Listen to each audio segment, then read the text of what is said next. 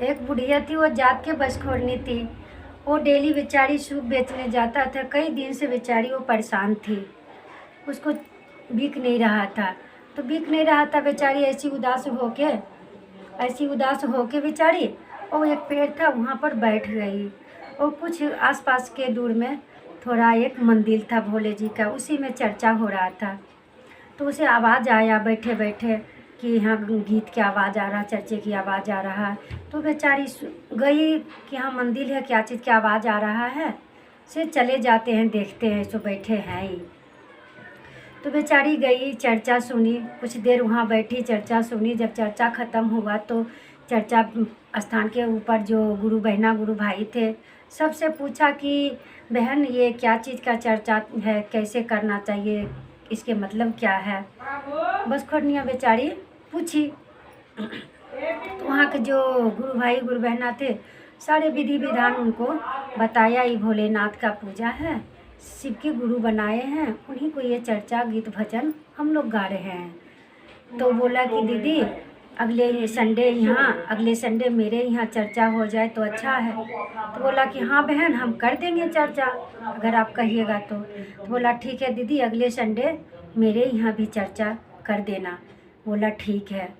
सब गुरु भैया ने घोषणा हो गया कि अगले संडे वो बुढ़िया के यहाँ बेचारी के यहाँ चर्चा होगा।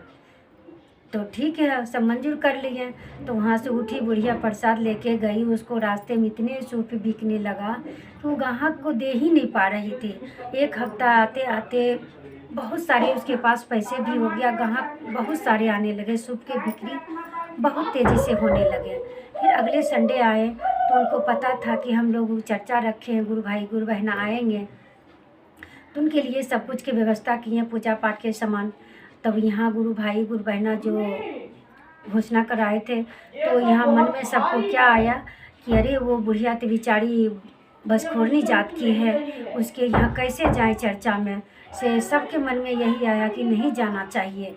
तो बेचारी वहाँ इंतज़ार कर रही थी बुढ़िया बेचारी कि भाई सब गुरु भैया आएंगे।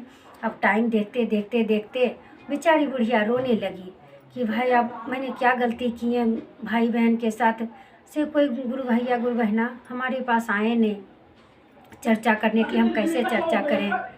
तो इसी सुन के इसी सोच कर बेचारी रोने लगी वहीं। तो रोते रोते तो 2-4 साधु महात्मा गुरु आए महात्मा के रूप में, और बोले कि बेटा क्यों रो रहे हो, या माता जी क्यों रो रहे हो, से बताओ। तो बोला कि बाबा मैं आज गुरु भैया गुरु बहना के लिए चर्चा रखी थी शिव गुरु के, तो घोषणा हो गया था कि आज सब भैया बहन आएंगे और चर्चा होंगे शिव के। तो कोई भाई बहन आए नहीं गुरु भैया, तो इसीलिए मैं रो रही कि भगवान जाने कि मैं क्या गलती शिव गुरु के किए हैं, इसके वजह से मैं आँख से आंसू आ रहा, रो रही हूँ। बोला कोई बात नहीं, आप चर्चा पता है? बोला हाँ पता है थोड़ा बहुत। बोला जो आता है वही कहो, मैं सुनूंगी आपकी चर्चा। साधु महात्मा जो आए थे उनके दरवाजे पर, सारे बैठ के उनके चर्चा को सुनने लगे। जब चर्चा सुनने लगे, जब चर्चा ख़त्म हुआ तो प्रसादी जो था बोला बाबा ये क्या करें। बोला कि बांट दो सबके। सब महात्मा के प्रसाद बांट दिया और काफ़ी प्रसाद बच गया था। तो बोला कि बाबा ये प्रसाद सारे क्या करें। बोला कि कोई बात नहीं, जो बच गया जो खा लो, और जो खा के जो भी बच रहा था धो धा के शुगर के लाद में डाल दो। शुगर के लाद में बुढ़िया बेचारी डाल दी। वो प्रसाद क्या करे उतना, तो जो बताया बाबा जो डाल दिया। अब इधर गुरु भाई गुरु बहना के जितने चर्चा स्थान पर थे, घोषणा हुआ था, सबके पेट में दर्द, किसी को तबीयत खराब, किसी को बेटा बीमार, किसी को छत पर से गिरा, मतलब अनेक प्रकार की उलझन आने लगा सबके। अब मन में उनको आया कि अरे लग रहा है कि चर्चा में हम घोषणा कराए थे, हम नहीं गए, वो बेचारी इंतज़ार करती होगी, इस वजह से मुझे ऐसा लग रहा कि ये परिस्थिति मेरे पास आया है, इसलिए चलें उनके यहाँ माफ़ी मांगें और उनके प्रसाद के खाएं और चर्चा सुने। तो सारे आदमी गुरु भाई गुरु बहना उनके बुढ़िया के पास गई कि माता जी से हमसे गलती हो गया, प्रसाद है तो थोड़ा से दे दो, मेरे बहुत तबीयत ख़राब है।